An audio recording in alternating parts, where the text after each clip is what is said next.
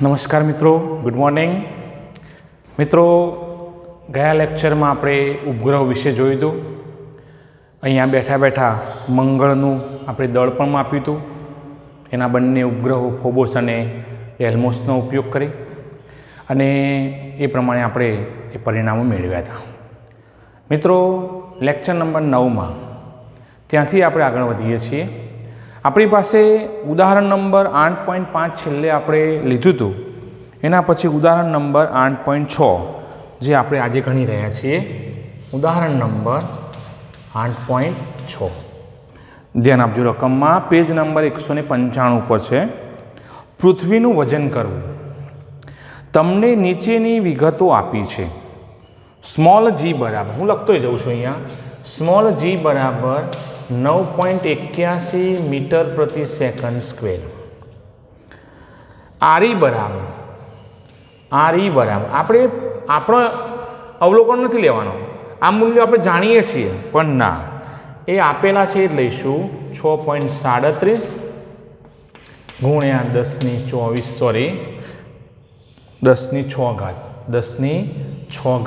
Metre.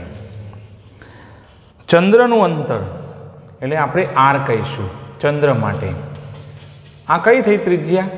કક્ષીય ત્રિજ્યા. ચંદ્રની કક્ષીય ત્રિજ્યા 3.84 ગુણ્યા 10⁸ મીટર. એનો પરિભ્રમણનો આવર્તકાળ ટી બરાબર 27.3 દિવસ છે. થોડીક અહીં આપણે વાત કરવી પડશે. દિવસનું મૂલ્ય આપણે સેકન્ડ સુધી લઈ જવું પડશે. બે જુદી જુદી રીતોથી પૃથ્વીનું દળ એમી શોધો. મિત્રો, પૃથ્વીનું દળ આપણે શોધવાનું છે આ મૂલ્યોનો ઉપયોગ કરીને. પણ એ પહેલાં આ બધા મૂલ્યો આપણને એમકેએસ પદ્ધતિમાં છે. પણ આ જે છે દિવસ, એ સમયનો એકમ નથી. સમયનો એકમ આપણે એમકેએસમાં કયો લઈએ છીએ? હું એમકેએસની જ વાત કરું છું. અને કે આ સમય તો છે જ, પણ એમકેએસમાં સેકન્ડ દ્વારા રજૂ થાય છે. એટલે 27.3 ગુણ્યા, ચલો દિવસ 24 કલાક, 24 કલાક એના ગુણ્યા 3600 ફરીથી 27.3 દિવસ. એક દિવસમાં કલાક કેટલા? 24. એટલે કલાકમાં આવ્યું, કલાકમાં આપણે સેકન્ડમાં ફેરવી દઈએ તો એ સેકન્ડમાં આવશે. ચલો હવે એને આપણે ઉપયોગમાં લઈએ. 27.3 ગુણ્યા 24 ગુણ્યા 3600 તો આપણને મળશે 2.358 ગુણ્યા 10⁻1 2 3 4 5 6 સેકન્ડ. આટલો આપણને આવર્તકાળ મળે છે. ચલો, રીત નંબર 1. બે રીતથી આપણે શોધવાનું છે. પહેલી રીત તો આપણને ગુરુત્વ પ્રવેગ આપેલો છે. જુઓ, ગુરુત્વ પ્રવેગ એનો આપણે ઉપયોગ કરીને શોધીએ. ગુરુત્વ પ્રવેગ જી બરાબર GME upon RE square. GME upon RE square. મિત્રો, RE સ્ક્વેર એ પૃથ્વીની ત્રિજ્યા રજૂ કરે છે. જી આપણને ગુરુત્વાકર્ષી અચળાંક છે અને ME એ પૃથ્વીનું દળ છે. ચલો હવે આમાંથી આપણે શોધવાનું છે પૃથ્વીનું દળ. તો ME ને હું સૂત્રનો કરતા બનાવું. ME બરાબર, ME ને આપણે એક બાજુ રાખીએ, બાકીના ઘટકો આ બાજુ રાખીએ. તો જી RE સ્ક્વેર અહીંયા ગુણાકારમાં આવશે ભાગ્યા કેપિટલ જી. ચલો કિંમત મૂકીએ. જીનું મૂલ્ય 9.81 ગુણ્યા RE 6.37 ગુણ્યા 10⁶ એનો વર્ગ કરવાનો. મિત્રો, એનો વર્ગ છે ભાગ્યા જી 6.67 ગુણ્યા 10⁻11. ઓકે, ચલો આપણે ME 6.67 એનો આપણે વર્ક કરીએ. ચલો ગુણ્યા 9.81 મૂકી દઈએ છીએ 398.06 ગુણ્યા 10ની 6ની અહીંયા વર્ગ છે એટલે 6 દુ 12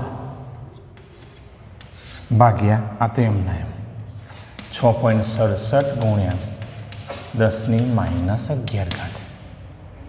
ચલો પેલા 398.06 ના ભાગ્યા 6.67 કરી દઉં છું તો એ જવાબ આવશે 59.68 ગુણ્યા 10⁻11 ઉપર જાય તો પ્લસ થઈ જાય એટલે 23 તો 5.968 ગુણ્યા 10⁻24 કિલોગ્રામ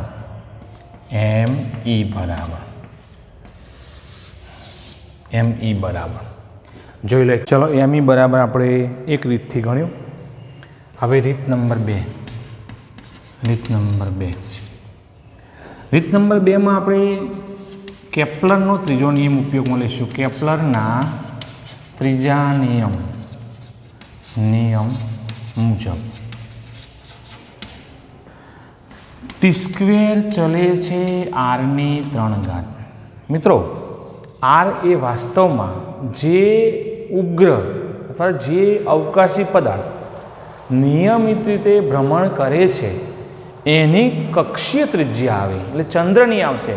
અહીં ભૂલે ચૂકી આપણે r નથી લખતા તો આપણે T² ચલે છે r⁻3. T² બરાબર 4π² આ યાદ કરો. કેપ્લરનો ત્રીજો નિયમ આપણે મેળવ્યો હતો એ વખતે આ પદ આપણે ચલનનો સંકેત મૂકવા માટે અહીં એક કૌંસ કરીને આપણે કીધું હતું કે બધા મૂલ્યો અચળ છે માટે એની જગ્યાએ આપણે અચળાંક મૂકીએ તો એનું પદ આપણને ચલનના સંકેતમાં મળશે. તો આ પ્રમાણે આપણને મળશે. ચલો ME સૂત્રનું કરતા બનાવીએ. ME બરાબર 4π² r⁻3 ભાગ્યા T² અને ME સ્થાન અદલા બદલી થાય છે, બીજું કશું કાંઈ ફેરફાર બીજો જોવા મળતો નથી. ચલો ME બરાબર આપણે ME મૂલ્ય જાણીએ છીએ જે આપ્યું છે શોધવાનું છે આપણે 4 ગુણ્યા 3.14 એનો વર્ગ ગુણ્યા ચલો r આપ્યું છે આપણને 3.84 ગુણ્યા 10⁸ એનો મિત્રો ઘન છે ભાગ્યા g 6.67 ગુણ્યા 10⁻11 T² T જુઓ 2.358 ગુણ્યા 10⁶ એનો વર્ગ. ચલો આપણે ઉપરનો ગુણાકાર કરીએ. આપણે 3.84 નો ઘન કરવો છે મારે. 3.84 ગુણ્યા 3.14 બે વાર લઈએ આપણે. 3.14 ગુણ્યા 4 ચલો 2233.12 ગુણ્યા હવે ઘાત જોઈએ. અહીં તો કોઈ ઘાત છે નહીં, અહીં ઘાત આવશે આંતરિક 24 ગુણાકાર થાય 24 ભાગ્યા ચલો અહીંયા જોઈએ 2.358 નો વર્ગ બરોબર ગુણ્યા 6.67 ઓકે 37.09 ગુણ્યા 10 અહીંયા જુઓ 6 દુ 12 આ ગુણાકાર થાય જેમ આંતરિક 24 થયા અહીંયા એમ 6 દુ 12 એટલે 12 અને અહીંયા -1 એટલે 10⁻1 આવશે. 10⁻1 6 દુ 12 અને 10⁻11 બંનેનો તમે સરવાળો કરો તો 10⁻11 + 12 બરાબર 10⁻1 આવે. ચલો 2233.12 ભાગ્યા 37.09 60.21 ગુણ્યા 10 જો આના ઉપર 1 ઘાત છે, ઉપર જશે તો -1 થશે, 10⁻23 6.021 કરું તો 10⁻24 કિલોગ્રામ ME બરાબર. તો આપણને કેપ્લનના ત્રીજા નિયમ પરથી પણ આપણને અહીંયા પૃથ્વીનું દળ 10⁻24 ક્રમનું મળે છે.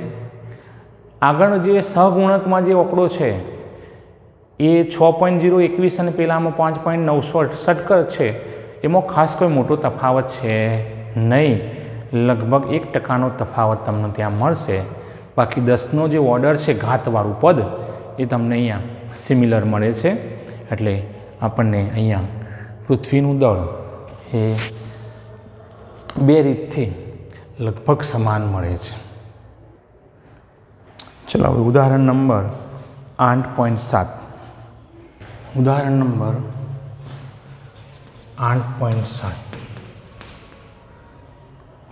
સમીકરણ 8.38માંના અચળાંક કેને દિવસ અને કિલોમીટરમાં દર્શાવો. આપણે કેને કિલોમીટર અને દિવસમાં દર્શાવવાનું છે. કેનું મૂલ્ય તમને આપી દીધું છે. કે બરાબર 10⁻13 સેકન્ડની 2 અને મીટરની -3 આપેલ છે. ચંદ્ર પૃથ્વીથી આપણને એની કક્ષીય ત્રિજ્યા આપી છે. ધારો કે હું આર કહું ચંદ્ર માટે કક્ષીય ત્રિજ્યા 3.8 ગુણ્યા 10⁸ મીટર, સોરી કિલોમીટરમાં આપી છે એટલે આપણે કિલોમીટર બતાવીશું.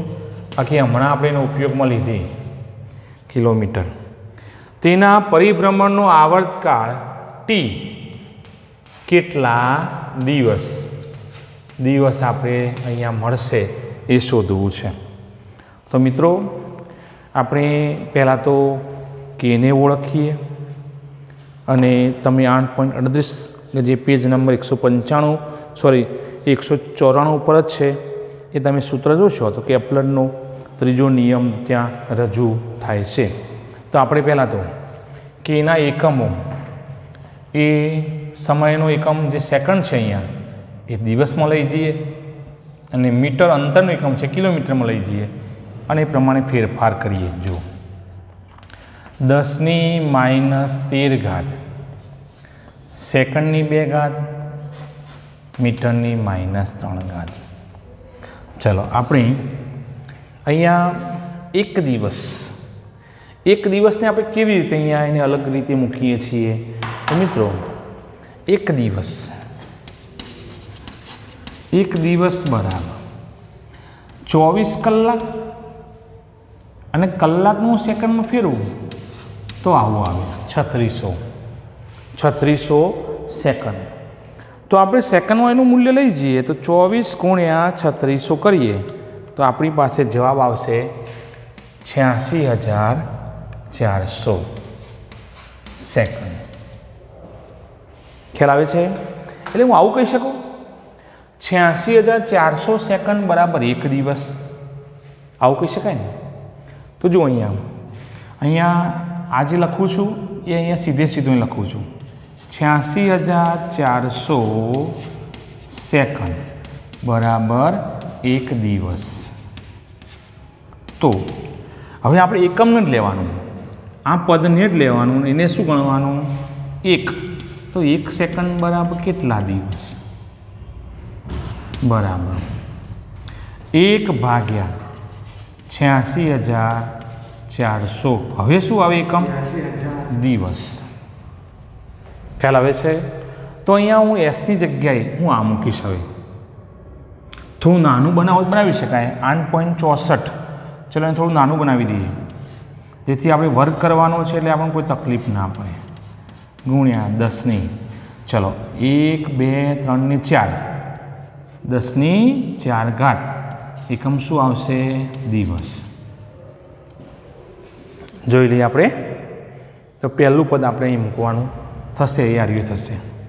એનો કૌંસ વર્ગ કરીશું. જુઓ 10⁻13 ગુણ્યા 1/8.64 ગુણ્યા 10⁴ એનો વર્ગ થશે. દિવસ તો આપણે લખીશું. ચલો મીટર. હવે તમે જાણો છો કે 1000 મીટર બરાબર 1 કિલોમીટર. 1000 10⁻³ મીટર થાય બરાબર 1 કિલોમીટર. તો આપણે અહીંયા એકમ જ લેવાનું. તો 1 મીટર બરાબર કેટલા કિલોમીટર? શું થશે બોલો? 1/1000. નામ ના કરવું હોય તો 10⁻³ શું થશે? કિલોમીટર. તમે આ પદ તમારા જ્યાં તમે નોંધતા હોય ત્યાં તમે એક અલગ રીતે તમે નોંધી શકો, તો હોંશિયામાં નોંધી શકો છો. અહીં આપણે જગ્યાને ધ્યાનમાં રાખીને આપણે સીધું પદ લખીએ છીએ. એટલે 1 મીટર બરાબર 10 હવે આને મારે ઉપર લખવું છે. 10⁻³ કિલોમીટર થાય. એટલે હું લખી દઉં છું. જુઓ અહીંયા 10⁻³ એની કેટલી ઘાત? -3 એકમ હવે આવી ગયો. દિવસનો વર્ગ કિલોમીટરની -3. ચલો હવે આપણે કેલ્ક્યુલેટરનો ઉપયોગ કરીએ. ચલો કેલ્ક્યુલેટરની મદદથી આપણે એક તો પહેલાં જુઓ, આ 10⁻⁴ છે, નીચે ઉપર જાય તો માઇનસ થાય એટલે 10⁻13 10⁻⁴ 8.64 એનો વર્ગ અને અહીંયા 10⁻⁻3 ખાલી એક જ કામ કર્યું. મેં પેલું 10⁻⁴ વાળું પદ જે લખ્યું છે એ પદ જ મેં બહારથી આપણે ફેરફારવાળું મૂક્યું. બાકી કોઈ ફેરફાર આપણે બીજો કર્યો નથી. ચલો મિત્રો હવે તમે જુઓ, આપણે કે બરાબર 10⁻13 ગુણ્યા આવા શું થશે? 4 દુ 8 10⁻⁸ 10⁻⁸ ગુણ્યા 10 3 તરી 9 માઇનસ ને પ્લસ થશે ભાગ્યા. હવે આનો વાળો 8.64 વર્ગ કરીએ છીએ. 8.64 વર્ગ થાય છે 74.65. ચલો ગુણ્યા 10 ચલો 10⁻13 અને 10⁻8 અને 10⁻21 માંથી 9 જાય તો 10⁻12 રહે. એમ ના ખબર પડતો અહીંયા 9 છે ને અહીંયા -8 જો એક ઘાત આપણે બાદ કરી પણ આમાંથી 10⁻12. પેલું 1/1 આ 74.65 કરું તો મને જવાબ શું મળશે?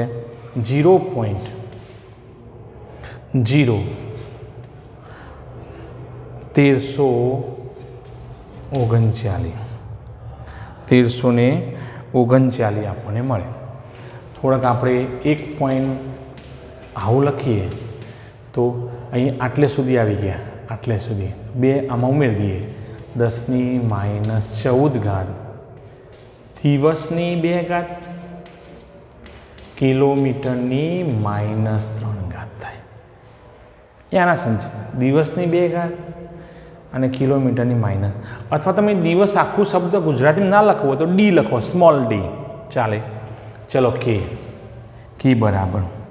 હવે આપણે આવર્તકાળ શોધવો છે, કેપિટલ ટી. તો મિત્રો પૃથ્વીની આસપાસ ચંદ્ર પોતાની ભ્રમણ કક્ષામાં નિયમિત રીતે જ્યારે ફરતો હોય તો કેપ્લરનો ત્રીજો નિયમ વપરાય.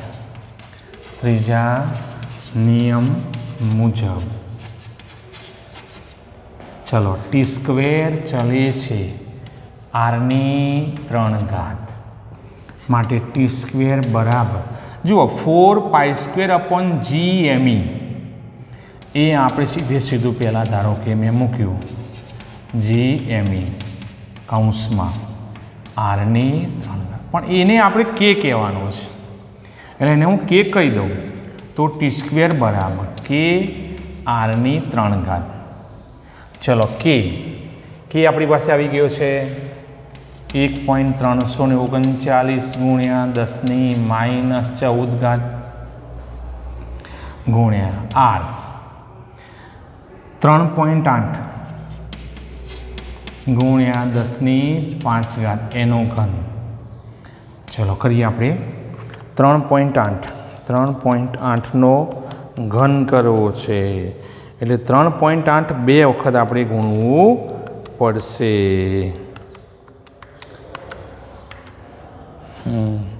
સોરી 3 વખત ગુણવું પડશે એટલે એ આવશે 54.87 ગુણ્યા 10⁻15 ઘાત 15 ઘાત 1.339 ગુણ્યા 10⁻14 ઘાત ચલો ગુણ્યા 1.10⁻1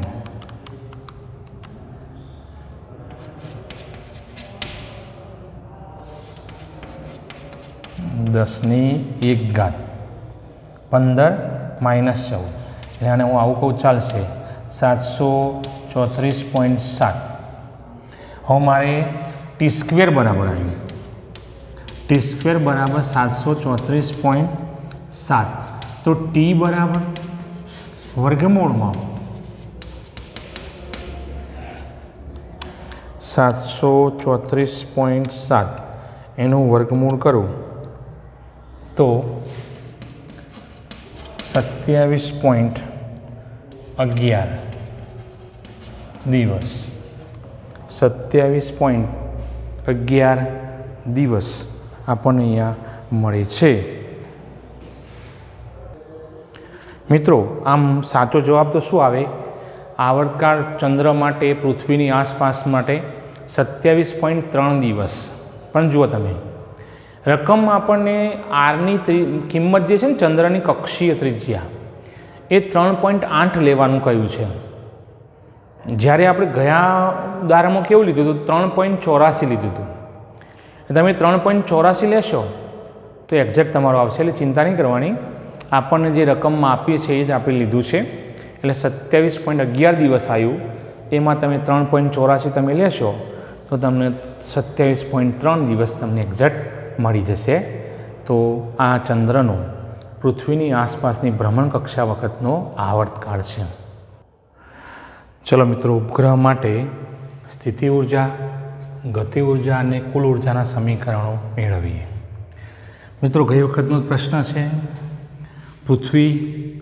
એનું કેન્દ્ર અહીં કેન્દ્ર બતાવીએ ધારો કે કેન્દ્ર એનું ઓ લઈએ આપણે તો ઓથી આટલું અંતર એની ત્રિજ્યા થશે પૃથ્વીની જેને આપણે આરી કહીશું એનું દળ એમી છે અને સપાટીથી h ઊંચાઈએ કોઈ m દળનો ઉપગ્રહ આવેલો છે જે પૃથ્વીની આસપાસ નિયમિત રીતે એન્ટીક્લોકવાઇઝમાં ભ્રમણ કરે છે તો એ વખતે એનો રેખીય વેગ અથવા તો કક્ષીય વેગ કક્ષીય ઝડપ રેખીય વેગ અથવા કક્ષીય વેગ બોલું છું અથવા કક્ષીય ઝડપ v0 છે તો મિત્રો આને અનુસાર આપણે પહેલાં એના ઉપર લાગતા બળોનો ઉલ્લેખ કરીએ તો ઉપગ્રહ પર લાગતા બળો મિત્રો ધ્યાન આપજો પૃથ્વીનું ગુરુત્વાકર્ષણ બળ એ તેને કોને ઉપગ્રહને જરૂરી કેન્દ્રગામી બળ પૂરું પાડે છે પૃથ્વી ગુરુત્વાકર્ષણ બળ લગાડે છે જે પેલા ઉપગ્રહને પોતાની નિયમિત કક્ષામાં એ ભ્રમણ કરવા માટે એને જરૂરી આ બળ મળી રહે છે ચલો GMEM अपॉन आर स्क्वेर। अहींया आर बराबर तमने ख्याल आवी गयो हशे, केंद्रथी लईए तो RE प्लस एच थाय इज इक्वल टू, चलो केंद्रगामी बल M we square Bhagya are. पण आवा वेगने आपणे VO ऑर्बिट वेलोसिटी तरीके आपणे ओळखवानुं छे। चलो एम निकળી गयो, एक आर અહીં નીકળી જશે એટલે VO સ્ક્વેર બરાબર શું થશે? GME ભાગ્યા આર। એટલે VO લઈએ જેને આપણે કક્ષીય વેગ, આ પરિણામ આપણે મેળવેલું હતું મિત્રો, GME अपॉन आर। અને હજુ આગળ જઈએ તો GME અને આરની જગ્યાની કિંમત મૂકીએ RE પ્લસ એચ। ચલો ખ્યાલ આવી ગયો। હવે મારે ગતિ ઉર્જા મેળવવી છે। ગતિ ઉર્જા K બરાબર, ગતિ ઉર્જા K બરાબર 1/2 mVO સ્ક્વેર। હવે હું લખી જ દઉં છું। ચલો આનો ઉપયોગ કરીએ આપણે, તો K બરાબર 1/2 m। હવે તમે જુઓ VO સ્ક્વેર છે, VO સ્ક્વેરનું પરિણામ કયું છાડ્યું છે? તો એ પદ લખું છું અહીંયા, GME ભાગ્યા આર। જોઈ લો, GME ભાગ્યા આર। કોઈ પદ ઉડે છે ના, તો આપણે અહીંયા અંતિમ પરિણામ તરીકે લખીએ। ચલો GMEM ભાગ્યા 2R, સમીકરણ નંબર 1। જોઈ લો, હજુ મારે આને લઈ જવું તો આવું તો કહી શકું, GMEM ભાગ્યા 2 કૌંસમાં RE પ્લસ એચ। ખ્યાલ આવી ગયો? ચલો હવે સ્થિતિ ઉર્જા, સ્થિતિ ઉર્જા જેને આપણે V વડે બતાવ્યું, V વડે એ સૂત્ર તમે સીધે સીધું મૂકી શકો છો, કારણ કે તમે સૂત્ર સાબિત કર્યું છે, માઇનસ GMEM अपॉन आर, समीकरण नंबर 2। समीकरण नंबर 2। तो गति ऊर्जा અને સ્થિતિ ઊર્જામાં તમે સરખામણી કરવા જાઓ તો ગતિ ઊર્જા પ્લસમાં છે, સ્થિતિ ઊર્જા માઇનસમાં છે। અહીંયા 2 વડે છેદમાં ગુણાકારમાં, એટલે 2 વડે વાસ્તવમાં પદને ભાગ્યું છે, જ્યારે અહીંયા 2 નથી, એટલે આ બંનેમાંથી કઈ ઊર્જા વધુ હશે મૂલ્યની દ્રષ્ટિએ? સ્થિતિ ઊર્જા। કેટલી વધુ હશે? તો ગતિ ઊર્જા કરતો બમણી છે, કારણ કે પેલાને 2 વડે ભાગવામાં આવે, એટલે હું આને 2 વડે ભાગું તો અહીંયા 2 મારે નીચે મૂકવા પડે, એ વાસ્તવમાં ગતિ ઊર્જા થઈ। તો ગતિ ઊર્જા K બરાબર, ચિહ્ન પેલી બાજુમાં મૂલ્ય રાખીએ માનાંકમાં, તો V ભાગ્યા 2 થાય, એટલે બમણી કહેવાય। ચલો કુલ ઊર્જા, હવે મારે કુલ ઊર્જા શોધવી છે।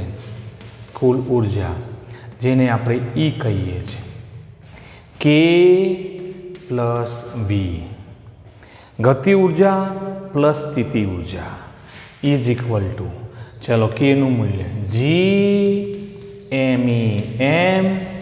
अपॉन 2R माइनस, चलो V નું સૂત્ર મૂકીએ, GMEM upon R upon R।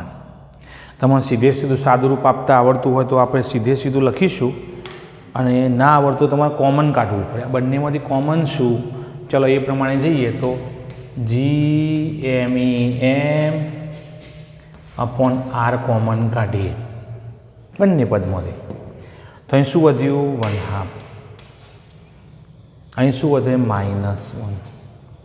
હવે અડધામાંથી આખો જાય તો E બરાબર આવું થશે, જુઓ GMEM अपॉन R -1/2 થાય, -1/2 ઇઝ ઇક્વલ ટુ, ભેગું કરી દઉં, ઋણ ચિહ્ન આગળ લઈ ગયા, GMEM अपॉन 2R, આ E થયું, સમીકરણ નંબર 3। અહીંયા ઈનું મૂલ્ય માઇનસ આવ્યું। માઇનસ આવવા પાછળનું કારણ એટલું જ કે પદાર્થ અહીંયા ઋણ હોવાથી જે તે બંધન ક્ષેત્રમાં અહીંયા ગુરુત્વાકર્ષી ક્ષેત્રમાં પૃથ્વીના જકડાયેલો છે, છટકી શકતો નથી. પણ જો કોઈક રીતે તમે આનાથી વિરુદ્ધ, સમીકરણ નંબર 3ની વાત કરું છું, વિરુદ્ધ પ્લસ GMEM/2R જેટલું બળ, જેટલી ઉર્જા તમે બહારથી આપો તો પદાર્થ અનંત અંતરે છટકીને ચાલ્યો જાય છે, એ પછી પાછો આવતો નથી. નિષ્ક્રમણ ઉર્જા કહેવાય. એને શું કહીશું? નિષ્ક્રમણ ઉર્જા. તો યાદ કરો, નિષ્ક્રમણ ઉર્જામાં આપણે આવલી દીધું GMEM/2R એ નિષ્ક્રમણ ઉર્જા હતી અને એનો આપણે ઉપયોગ ત્યાં નિષ્ક્રમણ ઝડપ માટે કર્યો હતો. તમે થોડું ધ્યાનથી જુઓ. સમીકરણ 1 અને સમીકરણ 3 તમને સરખા લાગતા હશે, પણ સમીકરણ 1માં પ્લસ ચિહ્ન છે, સમીકરણ 3માં માઇનસ ચિહ્ન છે. આ બંનેના કરતો પણ અહીંયા છેદમાં ફેરફાર તમે જો, અહીં 2 નથી. એટલે આપણે એવું કરીએ, ધારો કે ગતિ ઉર્જા કે માટે x લઈએ, આખું પદ લખવું નથી, ફક્ત શું લીધું આપણે? x. તો કુલ ઉર્જા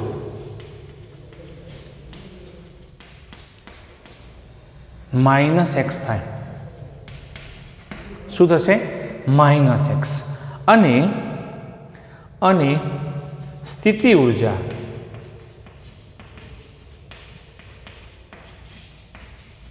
હવે આવા પદને જુઓ, 2R વાળા પદને આપણે x કીધો. અહીંયા થોડું ધ્યાનથી જોજો, GMEM/2R એટલે ગતિ ઉર્જાને આપણે k કીધું, તો k થઈ ગયું. તો એનું એક પદ પણ ચિહ્ન છે માઇનસ, એટલે -x કીધું. હવે આના બરાબર તમે x કહો છો, તો અહીં તો પદ કેવું છે? અહીંયા 2 નથી, તો 2 અહીંયા જતા રહેશે. ખ્યાલ આવે છે? ચિહ્ન અહીંયા માઇનસ, તો અહીંયા પણ ચિહ્ન માઇનસ મૂકીશું, તો -2x થાય. ખ્યાલ આવે છે? તો આ પ્રમાણે એકબીજા સાથે સંકળાયેલા આ ઉર્જાના મૂલ્યો, ફરીથી જો ગતિ ઉર્જાને તમે x તરીકે લો તો કુલ ઉર્જા -x થશે, અને કુલ આપણે સ્થિતિ ઉર્જાનું મૂલ્ય -2x થશે. અને એ પ્રમાણે ત્રણે ઉર્જાઓ વચ્ચેનો સંબંધ આ પ્રમાણે મળે છે. ચલો મિત્રો, સ્વાધ્યાયનો ઉદાહરણ નંબર 8.8 જોઈએ. એક 400 કિલોગ્રામનો ઉપગ્રહ પૃથ્વીની આસપાસ 2RE ત્રિજ્યાની વર્તુળાકાર કક્ષામાં છે. ધારો કે આપણે હવે આકૃતિ નાની દોરીશું.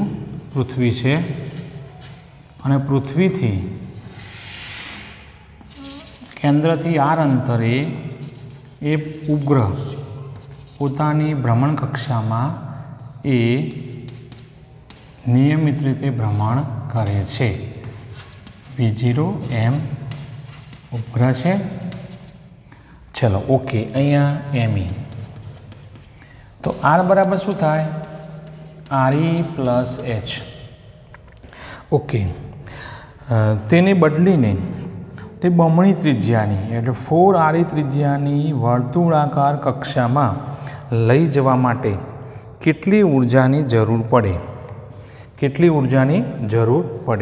તેની ગતિ ઉર્જા અને સ્થિતિ ઉર્જામાં શું ફેરફાર થાય?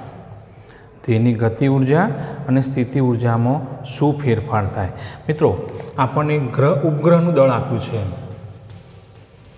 ઉપગ્રહનું દળ, ચલો m બરાબર 400 કિલોગ્રામ. 400 કિલોગ્રામ. આપણે અહીંયા જોઈએ તો ઉપગ્રહની કુલ ઉર્જા જે હમણાં આપણે શોધી, E બરાબર GMEM/2R, પણ ચિહ્ન કેવું આવે? માઇનસ. આ r એટલે શું? RE + h. એટલે એક વખત r બરાબર શું લેવાનું આપણે? 2RE, અને બીજી વાર 4RE લઈશું. એટલે પ્રારંભિક ऊर्जा EI बराबर चलो माइनस GMEM अपॉन 2 પણ આની જગ્યાએ શું લઈશું આપણે 2RE। આનો મતલબ એવું કે RE પ્લસ RE એટલે પૃથ્વીની ત્રિજ્યા જેટલી જ ઊંચાઈ એમ કીધું કહેવાય। તો શું થશે EI બરાબર minus GMEM upon 4RE upon 4RE। चलो अंतिम ऊर्जा EF बराबर माइनस GMEM अपॉन 2 પણ અહીંયા શું કીધું છે 4RE લેવાનું। શું લઈશું આપણે 4RE તો માઇનસ GMEM अपॉन 8RE તરીકે આપણને મળશે। તો એ લઈ જવા માટે આપણે જ્યારે પ્રયત્ન કરીએ તો એની કુલ ઉર્જામાં શું થાય છે, ફેરફાર શું થાય છે, એટલે કુલ ઉર્જામાં થતો ફેરફાર એને આપણે ડેલ્ટા E કહીશું। તો અંતિમ ઉર્જામાંથી ફાઇનલ પ્રારંભિક ઉર્જા ઇનિશિયલ બાદ કરીએ તો આપણને કુલ ઉર્જા મળશે। ચલો અંતિમ માઇનસ GMEM अपॉन 8RE પછી આ પ્લસ થશે માઇનસ અને પેલું EI ની આગળ ચિહ્ન માઇનસ એ પ્લસ થશે GMEM ભાગ્યા 4RE। તમે લસા લો તો લસા 8RE થાય બંનેમાં। તો અહીં તો એમના એમ રહે માઇનસ GMEM પણ અહીંયા થશે પ્લસ 2 વડે ગુણવા જ પડે એટલે 2GMEM બંનેનો તફાવત તમે લો તો GMEM अपॉन 8RE આ થયું ભાઈ ડેલ્ટા E।